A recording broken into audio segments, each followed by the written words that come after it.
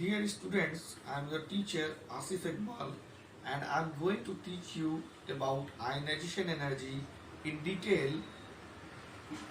In the previous class, we have learned about ionization energy briefly. But today, we will learn about ionization energy in detail. I mean, the definition of ionization energy, the unit of ionization energy, and the factors on which it depends on.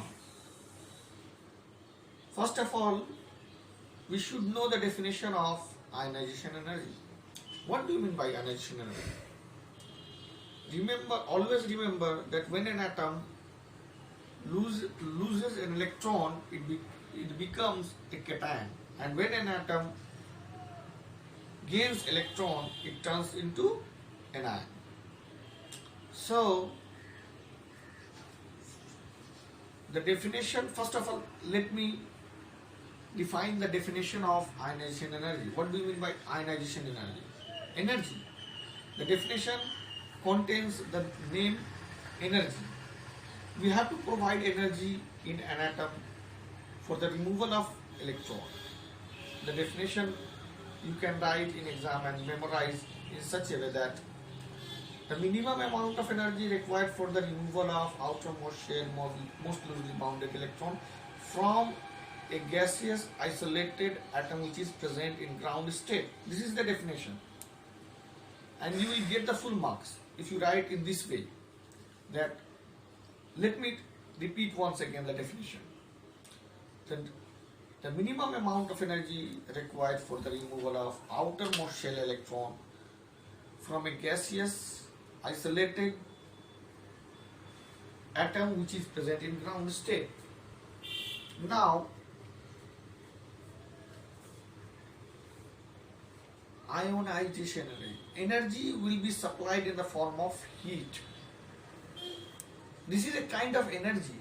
You have to realize this, that ionization energy is a kind of energy. I mean, the energy required for the removal of electrons from the outermost shell. Actually, as we have learned in the last class, that there exists Coulombic attraction between nucleus and the electrons, which are revolving around the nucleus in different orbits according to various theories propounded by different scientists about the atom. What is the structure of the atom? About the structure of atom. I'm not going there.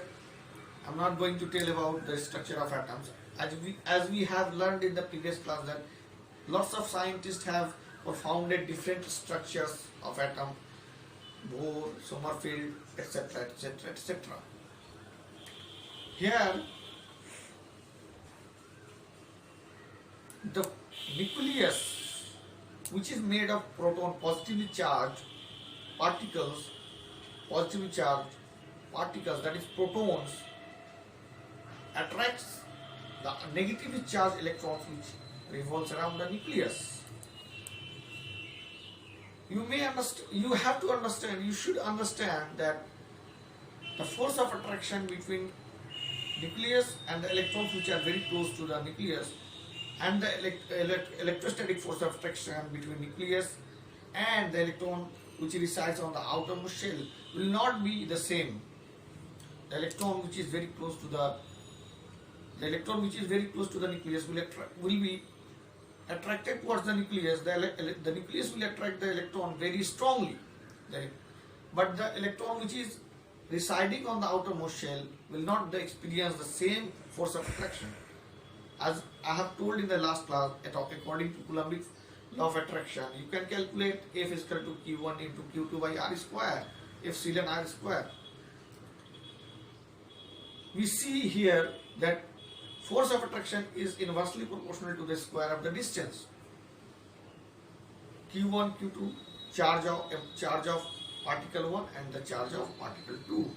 And what is R? R is the distance between the two charges. As we bring the charges very close, their force of attraction will increase, and as we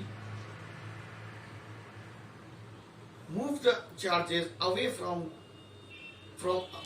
their position, the force of attraction will decreases, will fall.